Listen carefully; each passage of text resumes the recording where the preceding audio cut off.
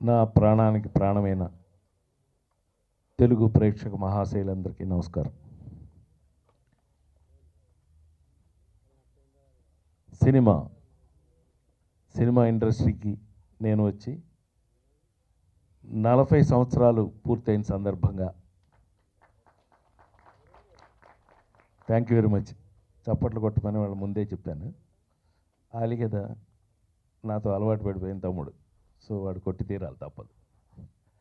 ఏది ఏమైనా 40 సంవత్సరాలుగా మీరు చాలా ఆశ్చర్యపోయే విషయం ఏంటంటే 40 సంవత్సరాలు పనిచేసినాడు కూడా ఇంకా ఈ విధంగా హీరోగా మీ ముందు నిలబడటం అనేది ఆశ్చర్యమైన విషయం. అయితే అందులో నాకు సినిమాలో పరిచయం అయ్యి సినిమాలో దగ్గరికి అయ్యి సినిమాలో మనసుకు దగ్గరైన చాలా తక్కువ మందిలో నిధి ప్రసాద్ ఒకడు.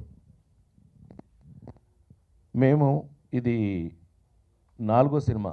నేను ఇంతకుముందు హ్యాట్రిక్ అంటే అందరూ దొంగలే దొరికితే, తర్వాత భాగ్యలక్ష్మి బంపడ్రా, 3 కదా ఇది హ్యాట్రిక్. ఈ సినిమా గమ్మత్తుగా చాలా కాలం నుంచి ఇందాక తమ్ముడు ఆలీ చెప్పినట్టుగా కొంత గ్యాప్ తీసుకున్న తర్వాత మనిషి జీవితంలోనే అనేక రకాల మార్పులు జరుగుతాయి. అలాంటి మార్పుల్లో సినిమా ఇండస్ట్రీలో కూడా అనేక మార్పులు జరుగుతూ వస్తున్నాయి. అనేక మార్పులకి అడాప్ట్ అంటే మార్పుకి తగినట్టుగా మేము కూడా మారుతూ వస్తేనే ఇంకా మేము పనిచేయడం జరుగుతుంది. మీ కళ్ళ ముందు మీరు ఈ మధ్యకాలంలో అంతకుముందు ఏం సినిమాలు చేశానో, ఆ తర్వాత ఆ నలుగురు దగ్గర నుంచి ఏం సినిమాలు చేశానో మీ అందరికీ తెలుసు. ఆ తర్వాత మళ్ళీ ఒక పెద్ద చేంజ్ ఓవరు జులాయి తర్వాత శ్రీమంతుడు తర్వాత నాన్నకు ప్రేమతో, తర్వాత సన్ ఆఫ్ సత్యమూర్తి, ఇలాగా డిఫరెంట్గా చేస్తూ వెళుతున్న టైంలో మళ్ళీ చెప్పాను కదా, కొంత అటాచ్మెంట్ సినిమా ఇండస్ట్రీలో కొన్ని అటాచ్మెంట్స్ పోవు. అలా గనక తీసుకున్నట్టయితే మళ్ళీ 12 దగ్గర నుంచి ముళ్ళు బయలుదేరి మళ్ళీ 12కి వచ్చినట్టుగా మళ్ళీ నిధి ప్రసాద్, మళ్ళీ మేము, మళ్ళీ చాలా కాలం తర్వాత నాతో పాటు ఆలీ, బ్రహ్మానందం గారు, ఎల్బి శ్రీరామ్, ఇలా మళ్ళీ నా బ్యాచ్ అని చెప్పుకునే వాళ్ళందరితో మళ్ళీ కలిసి పనిచేసే అదృష్టం నాకు కలిగింది. ఇది కేవలం నిధి ప్రసాద్ గారి వల్ల జరిగింది.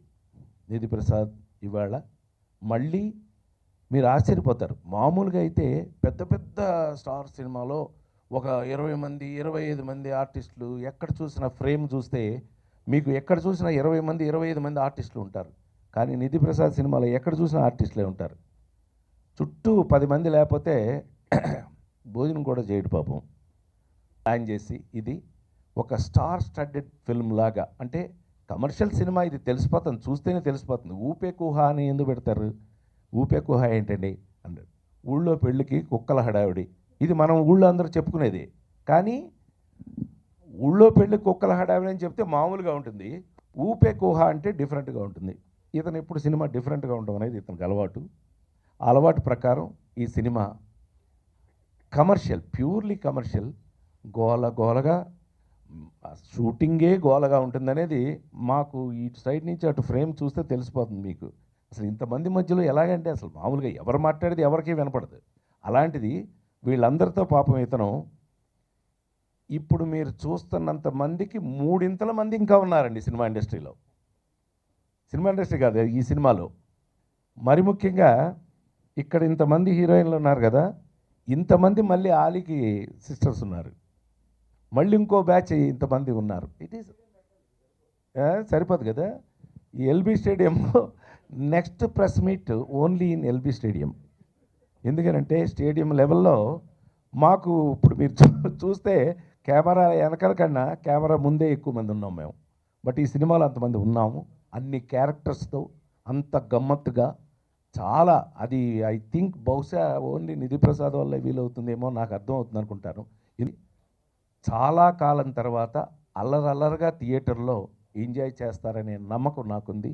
ఎందుకంటే ఆల్రెడీ నేను 4 రోజుల నుంచి పనిచేస్తున్నాను, ఇంకా కూడా ఫినిషింగ్కి వచ్చాం. ఇంకొక 10-15 రోజులు చేస్తే సినిమా అయిపోతుంది. బ్రహ్మాండమైన కమర్షియల్ సినిమా మళ్ళీ తీస్తున్నందుకు, అందులో నాకు అవకాశం ఇచ్చినందుకు నిధి ప్రసాద్ గారికి మరొకసారి కృతజ్ఞతలు తెలియజేస్తూ, నేను తనకైతే గుర్తున్నారు కానీ నాకైతే పేర్లు గుర్తులేవు. మీరు ఇక్కడ చూస్తేనే తెలిసిపోతుంది ఎంతమంది హీరోయిన్లు ఉన్నారని. సో అందరితోటి చాలా చక్కగా, చాలా అద్భుతంగా, చాలా కాలం తర్వాత బ్రహ్మాండంగా పనిచేసిన సినిమా. మరి ముఖ్యంగా సాక్షి మై ఇట్లాంటి పెట్టుకోవద్దు, చాలా కష్టం అని చెప్పారు. అదే మనుషులు కదా, ఎందుకు తేడా ఉంటుందని నాకు ఎక్కడో నమ్మకం ఉన్నింది. ముఖ్యంగా ఆర్టిస్టుల గురించి చాలా బ్యాడ్గా చెప్పారు నాకు. నువ్వు ఒక్కడిని కూడా డీల్ చేయలేవు, అంతా మారిపోయారు ఇప్పుడు అన్నారు. కానీ నాకు ఏ ఒక్కరిలో మార్పు కనపడలేదు. ప్రతి ఒక్కళ్ళు నాకు నేను అడగగానే చాలా కోఆపరేటివ్గా, ఇది ఫార్మాలిటీ డైలాగ్ కాదు, రియల్గా చెప్తున్నాను.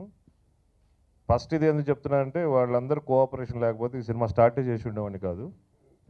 నాకు ఇంత ముందు కంటే ఎక్కువ కోఆపరేట్ చేశారు ఈ సినిమాలో ఆల్ ఆర్టిస్ట్. ఒక్కరిని కూడా దీంట్లో ఎగ్జామ్షన్ లేదు, అందరూ హెల్ప్ చేశారు. That's the reason why we're all here, first one. So I'm very thankful to all the artist. ఇంకా టెక్నీషియన్స్ అంటే వాళ్ళు ఎప్పుడూ హెల్ప్ చేస్తూనే ఉంటారు, వాళ్ళకి సపరేట్గా చెప్పక్కర్లేదు. అది మెయిన్, అది చెప్పదలుచుకున్నాను ఇక్కడ ఫస్ట్ స్టార్టింగ్. ఫ్రమ్ ఆల్ఫాబెట్ ఆలీతో స్టార్ట్ అవుతుంది, ఇంకా అక్కడి నుంచి A to Z all artist. I'm really very very thankful to everyone. ఇంకా సెకండ్ది వస్తే, యాక్చువల్గా ఇప్పుడున్న మార్కెటింగ్ సిచ్యువేషన్లో ఇది చాలా బడ్జెట్ ఎక్కువ అవుతుంది, ఇది వయబిలిటీ ఉంటుందా ఉండదా, మా సొంత సినిమా ఇది, సొంతం ఫ్యామిలీ మెంబర్స్ కలిసి తీస్తున్న సినిమా అని కొంచెం మోర్ ప్రెషర్ ఉన్నింది. వన్స్ స్క్రిప్ట్ వర్క్ అంత అయిన తర్వాత మొత్తం మా అందరికీ చాలా కాన్ఫిడెన్స్ వచ్చిన తర్వాత కానీ నేను సినిమా చేయాలని అనుకున్నాను. అందరూ నేను చేస్తాను అనుకున్నారు కానీ నేను అనుకోలేదు. అన్నీ ఆలోచించిన తర్వాత whether we can deal it or not, then we started. Once start అయిన తర్వాత ఏ ఒక్క ఆర్టిస్ట్ నన్ను ఇబ్బంది పెట్టాడు, ఎందుకంటే జనరల్గా నేనే అందరిని ఇబ్బంది పెడుతుంటాను యాజ్ యూజువల్గా. So I'm really very happy with all the artist, technicians. మేము ఎలా అనుకున్నానో అలాగే తీస్తున్నాను, అలాగే వస్తుంది సినిమా, బాగుంటుందని అనుకుంటున్నాను. రేపు మీరు చూసి చెప్పగలరని నేను భావిస్తున్నా. ఇంకా మా వాళ్ళ ఎక్స్పీరియన్సెస్ వాళ్ళు మాట్లాడితే బాగుంటుంది, నేనేం మాట్లాడగలను. And I should say thanks to all my technicians first. But technicians ఎందుకు రారో ప్రెస్ మీట్ అంటే, ఎందుకు అక్కడ కూర్చుంటారో నాకు ఎప్పటికీ అర్థం కాదు. నాకు ఇండస్ట్రీకి వచ్చినప్పటి నుంచి అర్థం కాని సమస్య, ఎప్పుడు రారు స్టేజ్ దగ్గరికి. లేదు, వాళ్ళు ఎప్పుడు అవే అయిపోతుంటారు. ఈ సినిమాలో ముఖ్యమైన వాళ్ళు కొందరు ఉన్నారండి. ఈ సినిమాకి మా మిస్సెస్ ప్రొడ్యూసరు, నేను వర్కర్. ఇక్కడ ప్రొడక్షన్ వర్క్ సార్. సో యాక్చువల్గా ఈ మూవీ లాస్ట్ మంత్ మేలో మా బావగారితో ఒక ప్రయాణంలో అనుకున్నాం మూవీ చేయాలని. నేను కల్లో కూడా ఒక మూవీ చేస్తానని కూడా ఊహించుకోలేదు, ఎందుకంటే నేను వర్తకంగా వ్యాపారిని, బేసిక్గా ఫారిన్ కంట్రీస్లో ఏదో చిన్న చిన్న వ్యాపారాలు చేసుకునే వర్తకుడిని. మా మిస్సెస్కి ఎప్పుడైతే నేను మే మంత్లో చెప్పానో, తను చాలా టెన్షన్లోకి వచ్చేసింది. ఏదో మనం చేసుకునే వ్యాపారం మన కంట్రోల్లో ఉంటుంది, ఈ మూవీ బిజినెస్ అనేది కంట్రోల్లో ఉండకపోవచ్చేమో, చేయటము అవసరమా అన్న. నేను మా మిస్సెస్కి ఒకటే చెప్పా, కానీ మా మిస్సెస్కి చెప్పే ముందర నేను ఒక పని చేశా. సాయిబాబా గారి దగ్గర చీటీ పెట్టి పారాయణం చేసిన తర్వాత చెయ్యొచ్చా చేయకూడదా, చెయ్యొచ్చు అని వచ్చింది. దాని తర్వాత మా బావతో బిజినెస్ చేయొచ్చా లేదా, చేయమని వచ్చింది. మా మిస్సెస్ నాకన్నా తెలివిగా నాకు చెప్పకుండా తను తీసింది.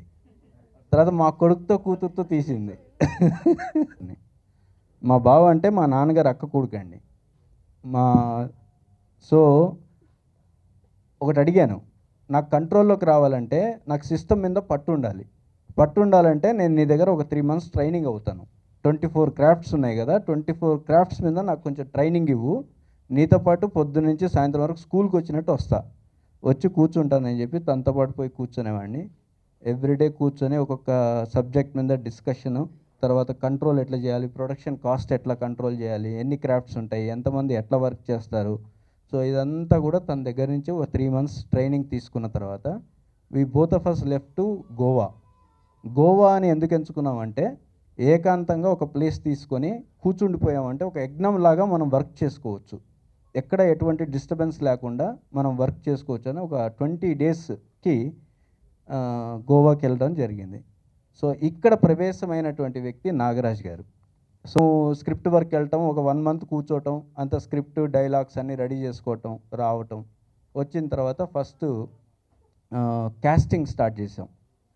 క్యాస్టింగ్ స్టార్ట్ చేసినప్పుడు నాకు కొంతమంది వ్యక్తుల మీద ఒక ఒపీనియన్ ఉండేది, ఎందుకంటే I'm out cider, I'm new to this industry. So ఆ కోణంలో ఫస్ట్ రాజేంద్ర ప్రసాద్ గారిని టచ్ చేసాం. టచ్ చేస్తే రాజేంద్ర ప్రసాద్ గారు which have something to perform. So again, Prasad, sir, thank you for choosing me for this very strong and compassionate character that I have. And this time you'll see me in a very traditional role which nobody has seen. So thank you again for presenting me in some different way. Then RP sir, I think I'm very lucky to work with such an experienced actor. I get so many tips and how to do scenes, and still I mean there's so much that I have to learn, and I'm thankful to him that he tells me almost every scene how to do it. And so I mean so hopefully my performance will be better. And Vikram sir, so even though he's out of the industry, it does not seem like, because he's so cool, so comfortable, and it just feels like he's doing all the films like all his life. So I really like that. And then all my co-artists, all the girls and the guys, it was lovely to work with you, and we have so much fun on the sets. The screenplay of the movie is very good. I'm just waiting and very excited for the movie to release and all of you to see it. You love it. Thank you. ఈ cinema ఆ cinema కన్నా double effect ఉంటుంది. అంటే కామెడీలో చాలామంది ఉన్నారు, so it's very good comedy movie. ఈ cinema నాకి తర్వాత మా బ్రదర్స్ అందరికీ చాలా మంచి సినిమా అవుతుంది. Thank you. వెంకటేశ్వర పంపట తర్వాత మధ్యలో ఏదో అమెరికా వెళ్ళిపోదాం అనుకుంటే మా బావ మళ్ళీ అమెరికా వెళ్ళిపోతే అక్కడ ట్రంప్ ఏమైనా అనుకుంటాడు అనుకొని విక్రమ్ తన్ని మళ్ళీ డైరెక్ట్గా నుంచోబెట్టడం. ఎందుకంటే ఒక టెక్నీషియన్ని ఆదుకోవాలంటే మూవీ ఇండస్ట్రీలో అది ఇండస్ట్రీ వాళ్ళకే చెల్లుతుంది. మిగతా అన్ని ఇండస్ట్రీలో ఉంటుందో లేదో నాకు తెలియదు, కానీ ఎందుకంటే అన్న రాజేంద్ర ప్రసాద్ గారు చాలా బిజీ నటుడు, అలాగే ఎంతోమంది ఇక్కడ హీరోయిన్స్, అలాగే హీరోస్ కూడా ఉన్నారు. వీళ్ళందరూ ఎందుకు సహకరిస్తున్నారంటే ఒక టెక్నీషియన్ బాగుపడితే మళ్ళీ అతను సినిమాలు తీస్తాడు, ఇండస్ట్రీ బాగుంటుందని ఆ ఉద్దేశం తప్ప.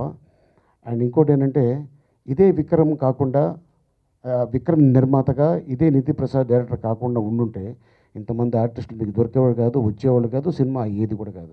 ఇది నిజమే, వాస్తవం. ఎందుకంటే మేము షూటింగ్ చేసేది డబ్బుల కోసమే, అలాగే మీరు సినిమా తీసేది డబ్బుల కోసమే. సో అట్టాగని చెప్పి మేము ఎందుకు నిధి ప్రసాద్ గారిని చూస్ చేస్తున్నామంటే మంచి వ్యక్తి, అండ్ ఇట్లాంటి వాళ్ళు ఇండస్ట్రీలో ఉంటే బాగుంటుంది. ఇందాక ఒక మాట చెప్పారు, ఎవరు కూడా డబ్బులు, నిజం, అది వాస్తవం. ఎందుకంటే ఆయన బాగుంటే మళ్ళీ నెక్స్ట్ ఇదే బ్యానర్లో భాగ్యలక్ష్మిలో సినిమా తీసారనుకోండి, ఇంకా మేము అడగకల్లా ఆటోమేటిక్గా వాళ్ళే ఇచ్చేస్తారు. అండ్ అలాగే ఈ సినిమా మంచి హిట్ అవ్వాలని ఇందాక చెప్పినట్టు ఇంకా చాలామంది ఆర్టిస్టులు ఉన్నారు. మళ్ళీ నెక్స్ట్ టైము ఆడియో ఫంక్షన్లో అన్నయ్య చెప్పినట్టు అదే ఎల్బీ స్టేడియం కానీ లేకపోతే ఉప్పల్ స్టేడియం కానీ అక్కడ పెడతాం. మీరు బ్యాగులు వేసుకుని వచ్చేస్తే మీకు చెప్పాల్సింది చెప్పేస్తాం. All the best Nidhi Prasad and Vikram. Thank you so much.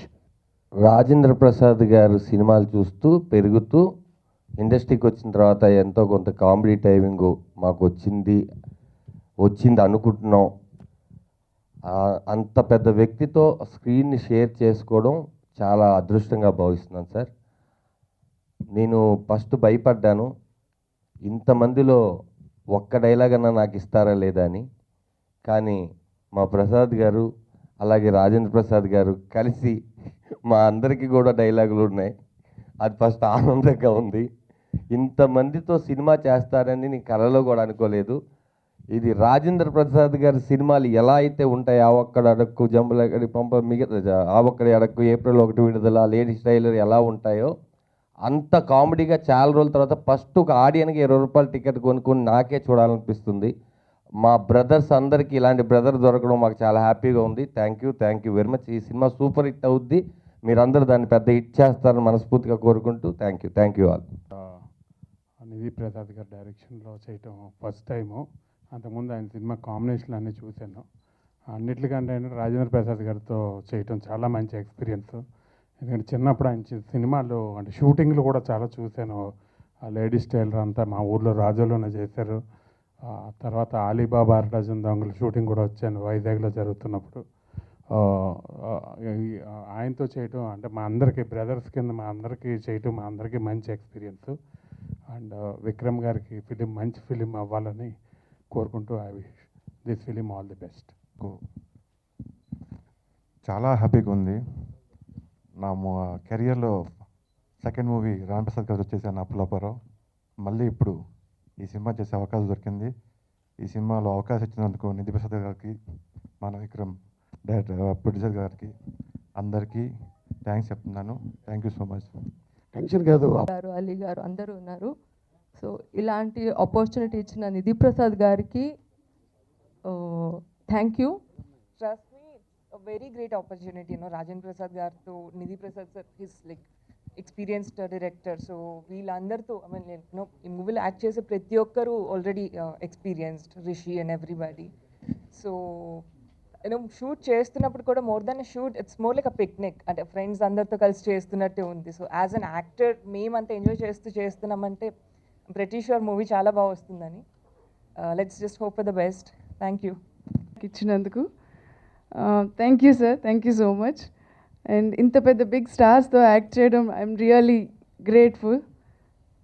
I wish this movie get good success. Thank you so much.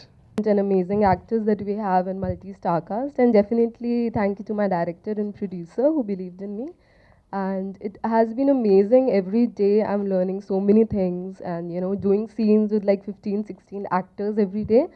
So it's amazing, and I'm sure that you like it. Thank you so much. అదృష్టంగా భావిస్తున్నాను. Thank you so much అండి, మీరు అందరు ఇక్కడ వచ్చినందుకు thank you so much.